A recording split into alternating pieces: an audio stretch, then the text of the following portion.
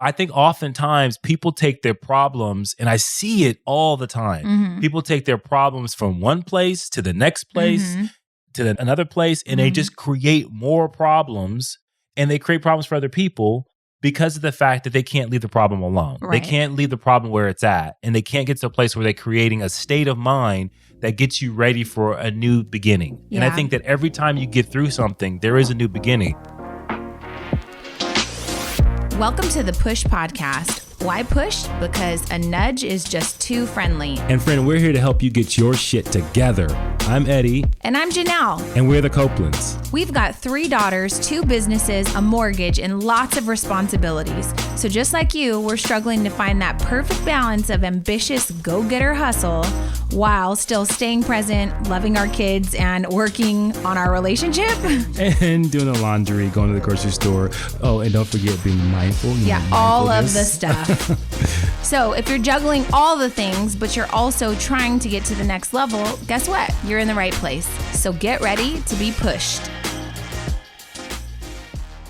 Hello, everybody. Welcome to the Push Podcast. I am your co-host. This is Eddie. Is this happening right now? Yes, it's happening. All right. Well, I'm Janelle. Just jumping right into it. I'm in the middle of trying to make a Target purchase right now. And I'm looking for my wallet. And we just started. And if I don't get these, I got to tell you, here's my what in the world. What's your what in the world? Are we really recording? Yeah, we are recording. We're jumping right on in. Okay. I discovered this furniture place. They're not paying me to tell you about this, but here's how the story goes. On talk radio, which is the only time I consume news, 1070, right? It's super boring, but they're to the point. They're unbiased, and I appreciate it. Right. So I'm driving a few months ago, and they tell me that Court Furniture Outlet is the outlet where you can go and get the best furniture that they use in all the model homes.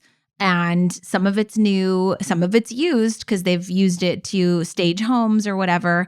So I find out where all the Court Furniture outlets are, and I drive all the way to Costa Mesa to go to one. And I got to tell you, it was the biggest buzzkill. It was like super cheap, dumb IKEA furniture, but super expensive. Like it wasn't all that great. It just looked very sleazy, used car dealership type. Right. I wasn't impressed. Well, when I was in this area, there were all these other furniture places. Have you ever noticed, like you go to a furniture place and there's also hardware places and rug places? And so I'm learning that. Mm-hmm. And so I saw this sign for this furniture place called HD Buttercup. And I was like, okay, that's a weird name, but whatever. Right. So I go, and it happens to be at in the same shopping center as this event that we had been to many years ago. Was it Chuck Jones? Yeah, Chuck Jones is like art entertainment center. Yeah, it's like an art exhibit place. Yeah. So anyways, I go into HD Buttercup, and it was the best furniture I've ever seen in my life.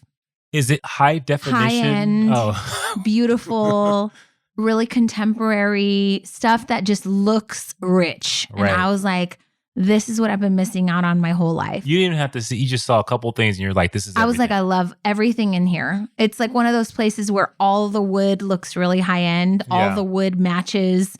Like none of them are the same hues, but they go. It's like just the same contemporary furniture that I've been looking for my entire life. Right. So I'm like a kid in a candy store, and I go crazy in there. And then I start looking at tags, and I'm like, oh, you need to pump your brakes because the table that I couldn't live without was $3,440. And I was like, are you kidding me?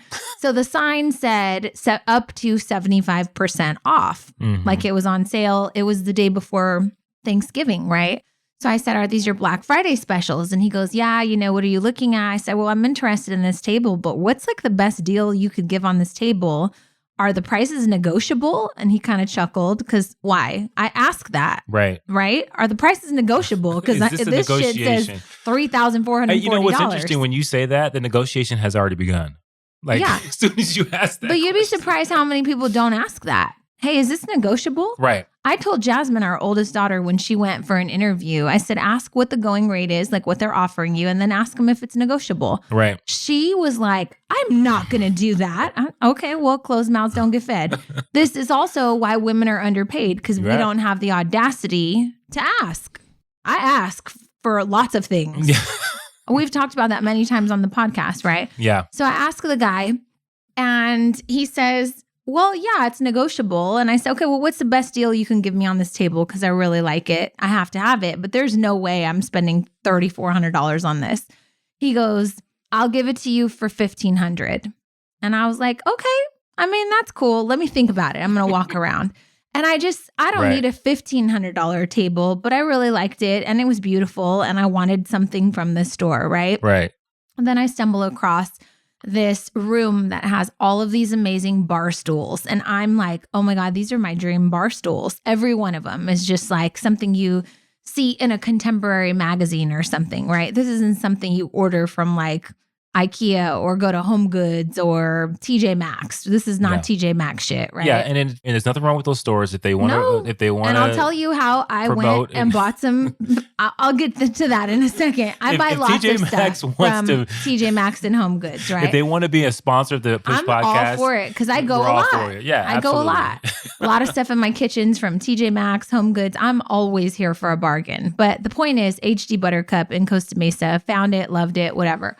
So I go back to him and I say, okay, $1,500. Is that the best you can do? And he starts laughing and he goes, let me go over to the system.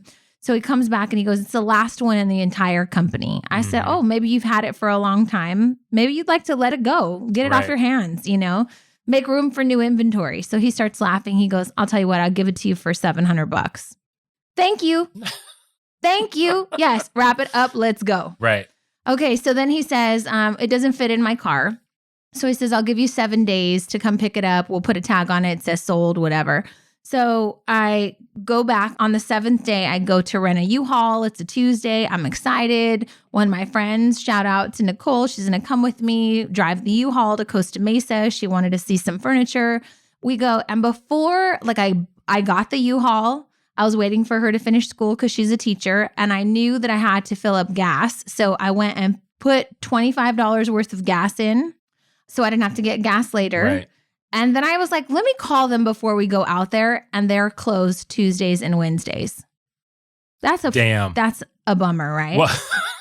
That's a bummer. I rented the U-Haul. For a person like you always call no matter what. You'll call Carl's Jr. Yeah. Call Carl's Jr. just to make sure they have fresh fries. Fun fact about me, I just called Panera Bread in Glendora and said, hey, I'd like to know, do you have a kitchen sink cookie? Yes, ma'am, we do. Can you put it aside? I'll be right there. Well, can I just say this? Most people think that fast food places don't have phones.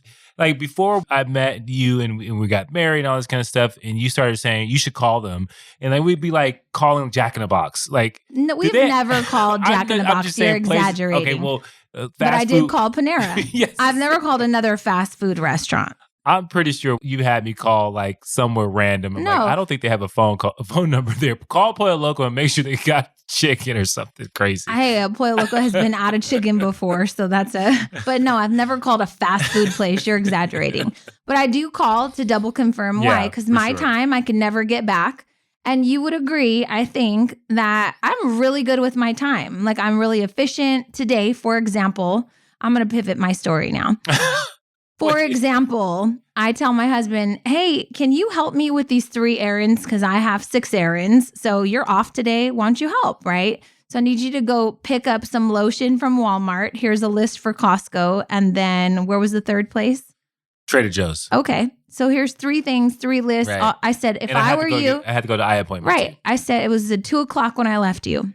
Yeah. I said, your eye appointment's at 3:30. I would start at Walmart because it's, you're going to get unperishable things. And then I would work my way to Costco if you need to come home, drop off that stuff, have the kids put it away. And then I would maybe make Trader Joe's my last stop after your eye appointment. I literally gave you a map. Yeah. You guys, he didn't listen. Nope. He calls me and says, oh yeah, I went to Walmart, but I got to go back because I only got one of the 2 things that I was supposed to get. Let me get this straight. You went to Walmart for 2 things, but you decided to drive all the way over there and only get one of those things. Can I just plead my case? That's the stupidest thing I've ever heard. Then he says, the line's really long. People are going crazy because of the pandemic. It doesn't make sense. You got in your car, drove to the Walmart in Glendora. Right. Got one of the 2 items that you needed, and then you left. Well, here's the thing. That was piss poor planning. Here's the thing. Okay. And it may have been bad planning, but I got into Walmart, right? And Walmart, one, we don't go there often. Mm-hmm. So I went there and I was like, okay, I'm here to get lotion and feminine pads, okay? Right? Mm-hmm. And so I'm a proud girl dad. They're in the same department. Right. So I'm in there. I sent you a picture. And right. And so I'm in there and I go, oh my God, these lines are ridiculous. So and I'm going to get I don't one know, thing. I don't know exactly where the pads are. And I was like, if I wait in this line, if I go and look for these pads and I have to wait in this line, I won't have enough time to go to Costco and then go to make my eye appointment at 3:30. Right. So I said, okay, I'm just going to get this lotion. I have to come back to Trader Joe's. And so it's right down the street. I'll just go back to Walmart and get the pads. But you said yourself it was crazy. Why would you leave a store with one item with intent to go back? Because by the way, I know exactly. I had to make it to my eye appointment by 3:30. But you could have skipped the other thing and just been efficient at the one that you went to. If I would have, so here's the thing. Here's the time crunch I was in. If I would have got the pads and then waited in that line, then I would have had the space where I didn't have enough time to go anywhere but wait for my appointment. And then you would have been like, oh, well, that was really bad planning. So I was just like, you know what? Either way, it was bad planning. But here's the thing. I got done with everything by 4:30. Okay. I went to Walmart. I went to Costco. I went and got my eye appointment. I went to Trader Joe's and I went to Stater Brothers because I forgot to get eggs from Costco, and Costco didn't have Dove soap and they didn't have rookie move. Don't ever buy that from Trader Joe's or from Stater Brothers. Well, and I didn't have toilet paper. So Costco didn't have toilet paper. So I needed to go to the grocery store to get this stuff. Okay. So how many women are out there that have husbands that would go to the store and say, you know what? I don't know where something is. So rather than just running and swooping it up really quick, I'm going to take another trip all the way back to Glendora from Covina just so I can get the second item. That's the most what in the world moment I've ever freaking heard in my life. Well, here's my what in the world. Okay, well, wait, let me finish my story. Okay, go. So I take the U-Haul back and I tell the manager, hey, I know this is going to sound stupid, but I rented this truck only to go get a table, and the furniture place is closed on Tuesday, which I don't understand because I looked at the receipt and I bought the damn table on a Tuesday. But it says on the recording that they're closed Tuesday and Wednesday. I called 32 times on Tuesday and Wednesday just to double check, and they never once answered their phone. Never once. And then on Friday, I rented a U-Haul. I called to double check first. I said, hey, I have a table to come pick up. He goes, oh, yeah, this is John. I sold it to you. I said, well, dude, you guys are closed on Tuesday and Thursday. He goes, no, we're not. We're open 7 days a week. That's my what in the world. What in the fuck? I'm like, do you know how frustrating that was? I had to rearrange my whole week. Then I had to go on Friday without a friend to keep me company. So here we are. Well, I'm sorry. I don't even remember the point of my what in the world. All right. Well, here's my what in the world. Okay. So you go and do that on Friday. I get home and then you're like, hey, let's take the U-Haul back. Mm-hmm. Right. And so me and Jordan go and we go to take the U-Haul back. Mm-hmm. And so we're driving down the street and, I look across the street at the Arco gas station. Now, I don't go to Arco typically because I think they got water in their gas. I'm like, this shit is just a cheap gas station for whatever reason. I don't know. I'm just kind of I don't either because I grew up on Arco gas. Arco gas, if you want to sponsor the Push Podcast, I have no God. So I look across the street and I see a really sketchy person over there. Mm-hmm. They're like pacing and talking to themselves. And so I'm like, oh God, but I want to go because the U-Haul return place is in the same direction, mm-hmm. right? And I don't want to backtrack, mm-hmm. right? I'm trying to be good with my time because I know my wife's going to so proud of you. That's like my love language. Oh, it literally is. That makes me so happy when you properly manage your time. It's such a turn on. Oh God. Okay. You're so hot. Oh, okay. So not today, but generally. I don't give you any credit for it the other day. Anyways. All right. So I look across the street and Jordan's with me. Mm-hmm. So I'm thinking maybe she's looking where I'm looking. So we pull into the Arco gas station. With the sketchy person. Mm-hmm. I pull in. I get to where we're going to get gas. I stop. I look at her. I say, lock your door. I'm thinking she is seeing what I am seeing. Okay. Right? And so I get out. I can say, hey, when I get out of the car, lock my door. And she looks at me weird. First, she looked at me weird when I asked her to lock her door. She's like, what? I go, lock the door. Right? Well, you have a button right next to you. No, it's manual. It's like the U-Haul. The U-Haul, okay, yeah. So the U-Haul is manual. So I'm like, lock your door. And I'm like, when I get out, lock my door. And she's looking at me all crazy.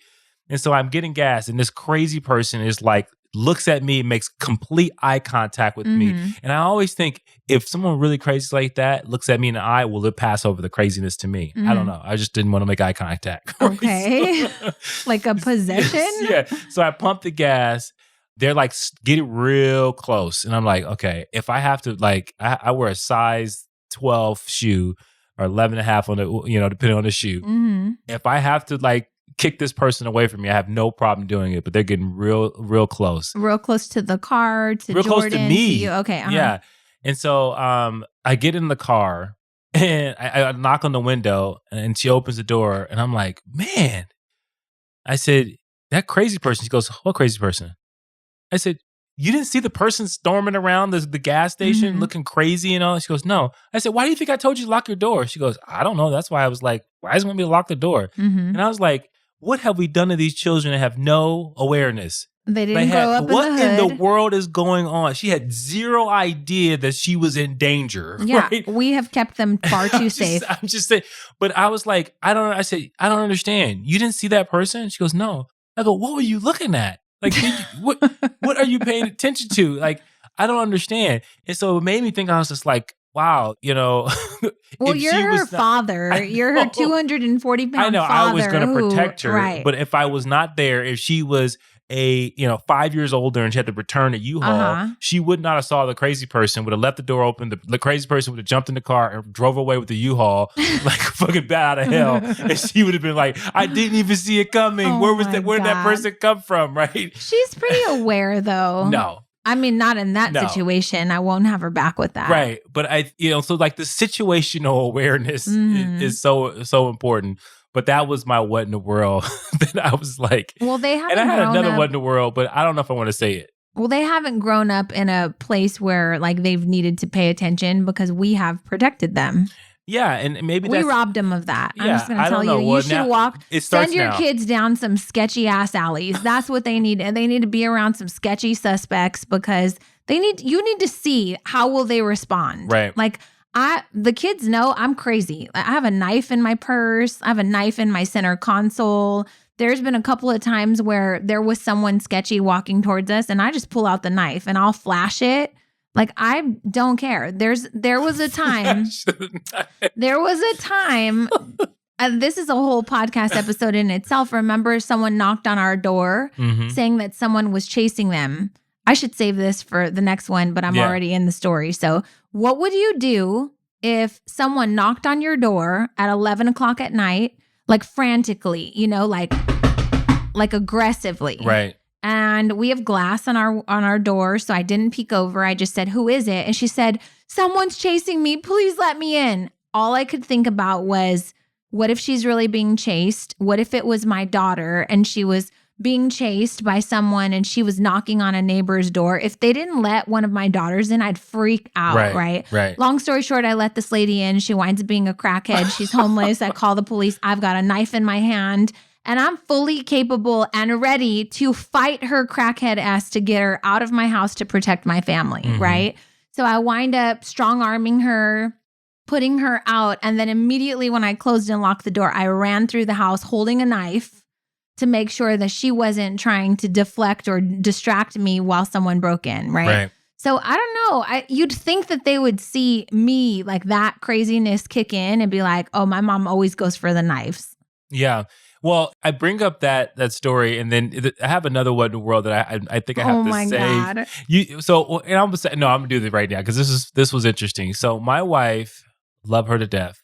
I'm sitting right here. Yeah, I love you to death. I just think you're just amazing. Well, she tells me, and I just want to make sure. I want the audience to give us feedback on this episode. Okay. She tells me a wonderful dream about adopting babies, right? Okay. Do you remember the dream? Yeah. And so she's telling me about an ex-boyfriend wanting to have, coming to her and pleading to her to have a child. That's not what I said. What was the story again? I said I had a terrible dream.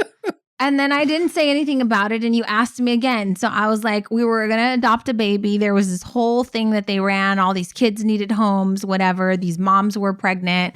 And I had we agreed that we were going to do this. And then I had ran into my ex-boyfriend by some chance. And he said, I always wanted to have a daughter with you. And I said, oh, well, here's some paperwork on this adoption thing. If you're looking for a daughter, we're doing this. My husband and I are doing this, blah, blah, blah, blah. So we go apparently this is a dream, you guys, apparently on one night, which is very similar to when I had Jordan, everybody in the city went into labor. So all these moms that were giving their kids up for adoption all went into labor at the same time. So we're there waiting for our adopted mother to give us our baby, right? And so they're like, Copeland, you're up. And so we go and we get our adopted baby and we're excited and taking pictures in the newspapers there. And then they call his last name, Harris, you're up. And he's there by himself. And I'm like, oh my God, he did this, right? So he goes and he gets his baby, but he's not excited. And so then somehow, I don't know when it was, he was like, I thought we were doing this together. And I'm like, no, we weren't. I did this with my husband. And he goes, well, I didn't want this kid on my own. And I'm like, okay, well, then I'll take the kid. So we wind up raising both of the kids. So what in the world is now we have two daughters. Two adopted daughters in Dreamland. Yeah. And I said, and then he was like an uncle, but really we were the parents, right? Yeah. How is that a what in the world? It was a dream. What in the world? It was a dream. Yeah. Well, I was like, shit, no, you ain't have no daughter with my wife. It was an adopted kid. Let me pretend that you're a crackhead. I got a knife in my hand. Oh my God. All right. So I was thinking about. Here's the title of this episode. What? I'm going to tell you what it is. What? You ready? Prepare for problems. We are so married. We didn't discuss this. No, is that really? That's exactly where I was going. Everything we just listed was a problem. Yes. Okay. So I was thinking about this because we mentioned on another podcast, we were like, that's an episode in itself is like problems are always going to be like we were talking about disturbances, right? And like you don't necessarily wake up saying, I'm ready for any problem, but I think that there is a certain level of preparedness that you can have around what's in store or what can happen or what's outside of your control. Can I tell you my biggest pet peeve with people on the planet, human beings, is that they pray for their problems to go away and then think that they're going to be problem free. It's like you don't anticipate that other bad shit will happen. And it just always will. I'm not saying to live pessimistically, but I'm saying like, you get into a relationship when you're young, right? Not knowing if it's going to work out. Right. But you have fun while you're in it. You learn what you can. And if it doesn't work out, then you go your separate ways. Right. Sometimes there's children involved. Yeah. You make the best of it, right? You and Fab did. Sometimes there's dogs involved. Sometimes there's property involved, but you make the best of it. Maybe it's That's like a not a hamster. terrible thing that you're just like, oh my God, I want to pray that whole relationship away. But what I right? think, but I think what people get wrong about problems is they think that when we talk about being prepared, and this is for me, I don't know what your preparedness is, but when I think about being prepared for problems, I'm thinking, where am I mentally and where am I from an emotional intelligence standpoint ready for anything that can happen? Right. Like, have I prepared myself? Have I, when I have meditation or prayer, am I making sure that my mind is ready that anything that's outside of my control can happen? Right. And I think the mental preparedness that you have to have for things that may go wrong are what make the difference, right? And I think they make the difference from people who crack under pressure. They make the difference from people who lose their mind. And then are for people who project all their problems onto everyone else. So I think you're at step 2. Let me just say what I meant. My clarifier for what I originally said is you have to know that life is about ebbs and flows, ups and downs, right? And you're not ever going to get through a problem only to never have a problem again. Right. And so I think that that's step number 1 is to know that life is not supposed to be problem free, but the weight that you give the problem is often unwarranted. Do you understand what I'm saying? Yeah, and you said something too. So wait, when I was at HD Buttercup on Friday, the second goddamn time I rented the U-Haul, right? I go, and again, I'm going crazy in there. I have a U-Haul now, so I'm waiting on them to give me a great deal on all kinds of stuff. I found my dream bar stools. My dream bar stools. I can't tell you. These bar stools I was in love with. They were gold. You just hold your laughter for a second. I lost my fucking U-Haul key in the furniture place. I was there for an hour and 30 minutes. I had a notebook full of all of the measurements in my house of things I needed furniture for. I brought a measuring tape. I had the U-Haul ready to go. I rented blankets. Like I was ready to take the whole store home, right? Because I was going to negotiate. And I didn't get the deals that I wanted. So I wound up just, hey, drive around back. We'll load up your that's a whole nother what in the world. We'll load up your table. And you guys, I go to get in the U-Haul and the U-Haul keys are gone. I had been in this store, which is probably 50,000 square feet. Mm-hmm. I had sat on 25 couches, went through 35 dresser drawers. Like if you could see like a print of everything I touched in that store, there's no fucking way that I was going to find that key. Right. That's a problem. That is a problem that I didn't foresee. So immediately I start thinking, what am I going to tell the U-Haul people? How long will it take them to get here? How much is this going to cost me? And I'm just trying to problem solve through this because the chances of me finding the U-Haul key are slim to none. Right. So I go back in. I spend an hour and 45 minutes trying to find the key. Overturning sofa, couch cushions. I'm in the bathroom. I'm talking to the cleaning lady. I'm so annoyed at this point. And I'm just like, at one point I sat on one of the couches and I said, Lord, please just give me the strength because this is really something. Like, how did I get myself in this predicament? I was going too fast. So let me just force myself to slow down, right? And then the people that work there felt sorry for me and they helped me start turning cushions and we found it in the most unlikely cushion, whatever. Celebration. I got in the U-Haul. I said a prayer. Lord, please, I'm going to take my time getting home because if losing the key is the worst thing that happened to me today and losing 3 hours of my time is the worst thing that can happen to me today, I'm just going to slow it down because I don't want to flip my U-Haul and I don't want to be upset. So I literally am having this dialogue with myself and God, just saying like, if this is the worst thing, just making sure he was I'm going to be obedient. I promise, just get me home safe. I don't want to hit the road and I'm upset and I'm worked up. Now I'm going to be sitting in traffic. I might not make it to the U-Haul place on time to turn it in. So now I got to pay for another day. But you know what? None of that is in my control. Right. Well, so you said one thing was super funny. The reason why I was laughing is because Jordan, when we were taking the U-Haul, actually when we were getting ready to take the table out, she goes, no, we took the U-Haul back. I'm sorry. We pull up into the lot and she goes, don't you think we kind of got too big of a U-Haul for that one table? We could have just got one of these small ones.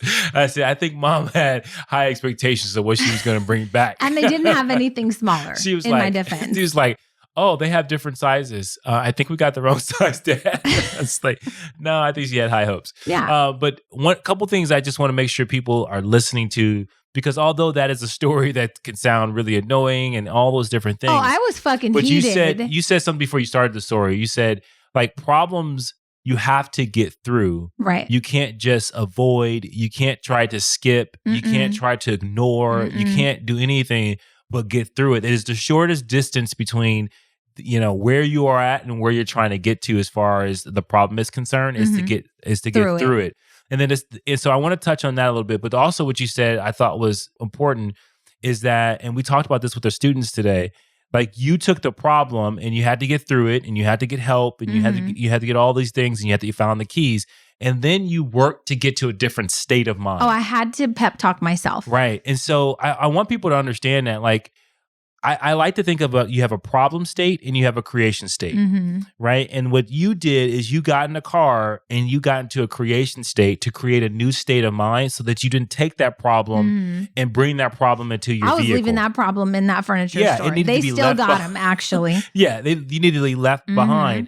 But I think oftentimes people take their problems, and I see it all the time. People take their problems from one place to the next place, to another place, and they just create more problems, and they create problems for other people because of the fact that they can't leave the problem alone. Right. They can't leave the problem where it's at, and they can't get to a place where they're creating a state of mind that gets you ready for a new beginning. Yeah. And I think that every time you get through something, there is a new beginning.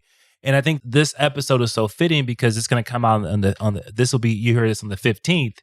Like it's 15 more days, 16 more days to the end of this year. And everybody's looking for this new beginning. And if you could go into the new year with anything, like people, I see all these posts, let's hope 2021 is better. let's hope you're better. Yeah, because 2021 is going to be a repeat version of the same shit you did in 2020 if you don't grow, if you don't figure out how to better work through your problems, right? So again, step number 1 is just always know that life is about ups and downs, and problems come in different sizes, shapes. And here's another caveat. They're never fucking convenient. That's why it's called a problem, right?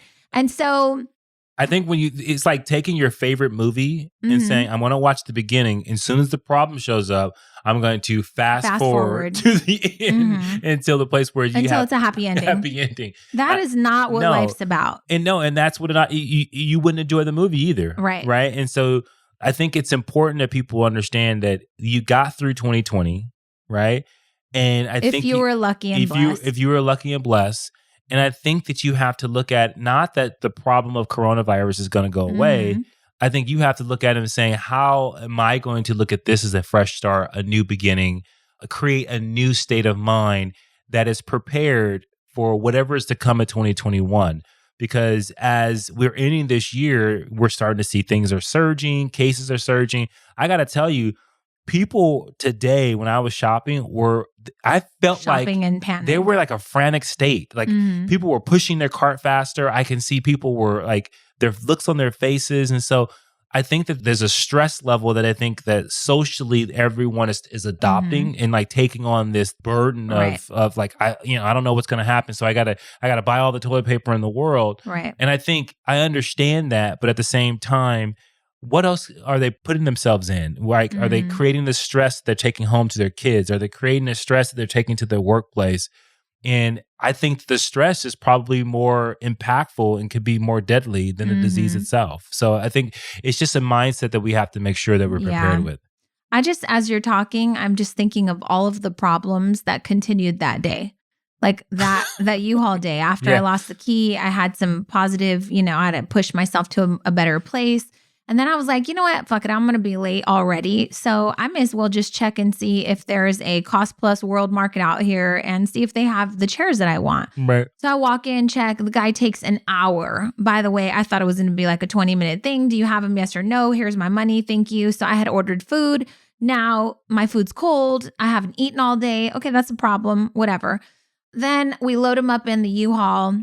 And he goes, well, we only have 4 of the 5 chairs that you need. So why don't you go to the other store in Mission Viejo? And I said, is that close? I'm not from around here. He goes, it's about 5-10 minutes. Liar. It was 30 minutes. So I go 30 minutes further past home, right? Only to get there and realize I left my fucking credit card at the other one.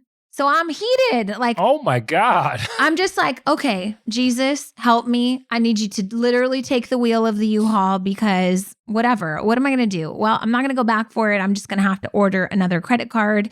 So luckily I pay for the other one with a credit card, get loaded up, whatever. So drive home. There were so many other problems. When I go to pay for it, my whole entire purse opens and spills on the floor at the checkout. And at that point, I'm just like, Jesus, please. Like, I've never prayed so much because I'm just like, I know that I'm not going too fast because you keep throwing all these, hurdles in front of me. So I'm waiting. But so I got back in the U-Haul and I just tried to calm myself down again. I said, it's not the worst that could happen. Again, all I have to do is make it home safe, right? Make it home safe. Just make it home safe. So I listened to an audiobook. I checked my state, right? Oh, and my battery was dead. And so I didn't have a GPS. I didn't know how to get home. My phone battery died. When does that ever fucking happen, right? So my battery's dead. Luckily, there was a Best Buy right next to me. Went and spent $30 on a freaking charger. I already have 5 of them, whatever. But that's the kind of day that I had. The point I'm trying to make to you guys is it didn't ruin my whole day. I didn't even tell you half of this stuff because why am I going to bring all this to you? But when we talk about our problems, it's from a place of humor. Yeah. It just, shit like that's going to happen. And then you feel bad for me. And then we laugh at it. And so this episode is very much for us to be transparent and talk to you about the shit that we go through, but the positive vibes that we have to create within ourselves in order to not just harp on all of the things that happen to you, right? Yeah. Another problem, Jasmine's at work today and she says that someone hit her car. Right. So we're on a coaching call with some of our students, and we let them know, hey, our daughter's car got hit in the parking lot today. She works for Starbucks. She literally watched this big ass truck back into her car. The car moved because it was so big. And then he just took off. She runs out of Starbucks. She's chasing him down, flagging him down. He keeps going, right? Mm-hmm. So are you the person that's listening to this thinking to yourself, fucking people, they're so terrible. That's the kind of world we live in. People are just dishonest, blah, blah, blah, blah, blah, blah.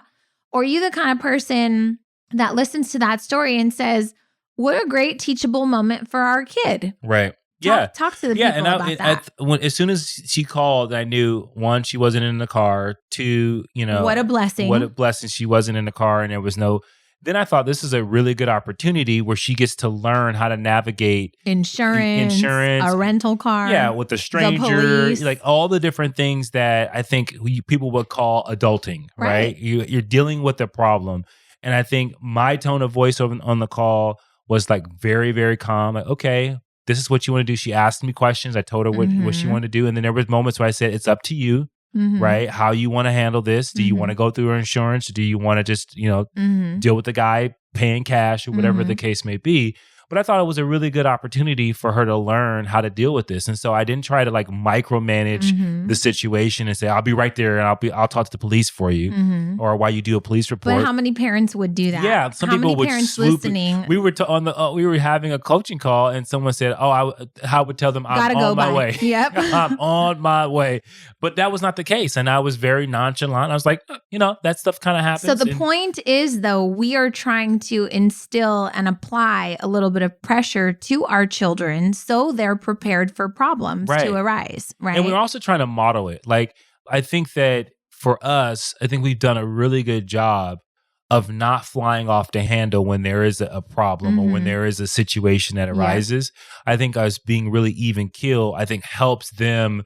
And they flip out. They go, oh my God. Like that's their reaction. And then we go, no, it's okay. It's fine. Right? Relax. It's okay. It's going to be okay. The times we've been in car accidents, all those different things, I think we've practiced a certain level of steadiness that you need. And so as we think about how you prepare for problems, I think the first thing is that you've got to have a mental practice where you're really getting yourself to a place like you remember what really matters, right? What mattered to me that day was that I made it home safe. And so what mattered today with Jasmine's car is that she wasn't in it. She wasn't injured. It's a car. It could be replaced. And by the way, this is why we pay insurance. Yeah. And I think you also have to, so once you do that, I think you have to understand, what are you going to focus on? Right? So you focused on getting home safe, right? No matter what's going to happen. Right. Getting home safe is the most important thing. And so we're clear, when I got home safe, my plan was to stay in the house safe. Like, I didn't need to be pressured to do anything else. Can you guys take this U-Haul? Can you guys take this? Because I'm just not allowed to be in the U-Haul anymore. I'm not allowed to be in the world today. So I'm going to go take a bubble bath and I'm done. Yeah. And they were like, it's 6 p.m. Yeah, but if you knew the day that I've had, I'm just going to, I'm going to retreat. Right. My day is over. Right. And I think that the other part of that is now what are you going to focus on? So Jasmine's situation, once I realized she was okay, my focus was, letting her learn from this situation, allowing her to go through this process that many people listening to this have gone through before, right? And I think that then you have to say, okay, what am I going to take from this? What am I going to, so now I'm not focusing on this. What am I trying to get? Where am I trying to practice a level of patience? Am I trying to practice a level of grace? Am I trying to practice something that's going to get me something out of this problem? Because every single problem you face is supposed to give you something, right? It's mathematics. The lesson. Every mathematical problem gives you a result. An answer. It gives you an answer to something. And I think when you really put yourself and say, how do I prepare for problems? You got to say, what is the problem and what am I trying to create as the answer? And I think that power that you take allows you to point the energy that you need to fixing and getting yourself to a place where you say, wow, I learned so much from this problem. Look what we were able to accomplish from this problem. Because oftentimes your biggest achievements come from problems. Come from the stuff that you've overcome. Right. And so I think that the biggest thing is understanding like there's a light on the tunnel. You have to get through it, but you got to be paying attention to it. You can't be Jordan in the U-Haul not aware there's a crazy person down right around you. You've got to be aware of, okay, I'm in this situation. This situation was designed for me. And now I have to look at this design and say, okay, this is what I'm supposed to be pulling from this. Okay, I'm learning this. I'm learning these things. And sometimes they're soft skills. Sometimes they're just like, maybe you're going through this problem because you're just not a good problem solver. Right. Or maybe you're going through this problem because maybe you haven't been, being proactive. And now because you weren't proactive, all of these things are starting to hit you at once. They're piling up. And start piling up. And so now it's designed to teach you like, hey, you can learn from this. And if you want to, otherwise you're going to put yourself in a state where you're going to sit in the problem. The problem's not going to go anywhere. It's going to terrorize you and it's going to lead to frustration. And I think that's when you get sad. And I think that's when you start to be feeling depression and all those kind of crazy things that can happen. Yeah. I think for me, I'm always looking for the lesson. Like in the whole U-Haul day, I was like, okay, Lord, this is about patience. You have me right where I'm supposed to be. I'm not going to freak out that I'm behind or I'm running late. I'm avoiding some sort of accident. Like I always look at it as like some sort of divine intervention. Right. It doesn't feel fun and it's not what was on my agenda for the day, but it reminds me I'm not in control. Right. But I am supposed to surrender. Right. And so surrender. Can you say that again? That's important. I'm not always in control. I'm supposed to surrender. What does that mean? Because I think people need to know that. Life doesn't work on your time frame all the time. And we just talked about this in the beginning. I am very strict with my time. I set the day with intentions. I know where I'm going. I have 52 things to do. I can do all 52 things of them or all 52 of those things. But sometimes things come up and I have to just surrender to the fact that, oh, you thought you were in control. Not today, sis. Right? Yeah. So I remind myself, like, it's not always your time. It's not always on your schedule. What are you being protected from right now? Right. And I think that I always think I'm being protected. Oh, yeah, 100%. And I that's where I think, from a faith standpoint, like I feel like I'm protected. I feel like I'm armored up from a standpoint of protecting myself. But when I hear surrender, I hear exactly what you're saying. And I hope you guys are catching that is you got to let go of the shit you don't have control over, that you never had control over, that you thought you had control over, and say, let me surrender this control over me getting to where I need to get to at a certain time, me getting to a smooth way of moving through the day, not losing my keys, all those different things. You got to just say, okay, I'm good. There was this Asian guy that was in there watching me frantically look for my thing. And he said, did I hear you right? You lost your U-Haul key. And I said, you heard me right. If you see it, can you let me know? And he goes, I am so sorry. That is terrible. And I was like, yeah, it doesn't feel good. Like at the time I was just like, okay, just help me or not. Right. Right. So later on, I finally found it. And he goes, did you find it? I said, I did. And he goes, oh, thank God. And I said, I already did. I'm blessed and highly favored. And so did I know we were going to find the key? No, but it always works out. Yeah. If I would have had to call U-Haul, I don't know. I'm sure I'm not the only person who's ever lost a U-Haul key. It probably would have cost me money. That would have sucked, but I would have found the lesson somehow. Hey, I was going too fast. Hey, I need to pay a better attention. Like whatever the lesson is, I would have found it. And the crazy thing is the U-Haul key has a gigantic keychain on it. Huge. It was like this 5x7 card attached like you to lose it. One of those little all-in-one keys. Right. No, it was ridiculous. I need to just slow my ass down. So when I finally slowed down, I found the most amazing bar stools. And I said, can you guys please just give me a deal on these? Well, they wouldn't give me a deal on them. So I was like, okay, whatever, I'm out. I come home and I tell everybody, I found my soulmate bar stools, you guys, and I didn't do it. And then Eddie's like, well, how much were they? They were $238. Well, the budget that I had given myself was $200. So it was $38 over times 4. It's not that much, but it was the principle that they wouldn't give me a good deal, right? So then the next morning I called to say like, hey, I'm going to come back and get those because I thought about it. And on $238, I'm going to just bite the bullet. He goes, sorry, we sold them yesterday. Son of a bitch. Another problem. I mean, it's not a problem, but where am I ever going to find these bar stools again? Right. So I found some similar ones like on some other websites and I kind of saved them all. And I've just been sitting on it since last week, right before you started the podcast, I got an alert that this one place had 25% off. I was like, done, buying right now. Thank you very much. So things always work out. Right, That's what do. you need to know about your problems is like, if there's a huge red light, that means stop. Yeah. Right? Stop, get yourself together, figure out how to wait patiently, how to take inventory, how to change your state, how to change your energy. Yeah. And then when the light's green, you may proceed with caution. Absolutely. Right? Yeah. And I think, and we're definitely going to have a podcast about energy because I've been going crazy about this because I heard this thing. And then I read a book a long time ago by William James called The Energies of Men. And it reminded me of like some of the things I think that are so important around where you place your energy, how you protect your energy, how you renew your energy. When you say that, just so people don't think it's woo-woo. No, when you're I'm not saying talking your energy. I'm talking about, so energy is the action, the motion that you're putting, and then the attitude that you're putting towards things. For example, if I go and I do something and I have lackluster energy, I'm probably going to get lackluster results, right? And like that quote goes, where your energy flows, where your focus goes, your energy flows. Energy is one of those things that when you think about your job, when you think about your relationships, when you think about your pursuit to your goals, what type of energy do you use, do you access to go after those things? Do you go after them with all of your might and all your energy? Or do you kind of just half-ass and just move through the motions? And I think that what people don't realize is that you go through scared, expecting the worst. Right. Yeah. And I think when you do that, the hesitation robs you, the lack of energy robs you from what you can accomplish. The whole experience. And I think that, so I want to go deeper in that because I think that's a huge topic. And I think what people don't understand is that we can access a boundless amount of energy.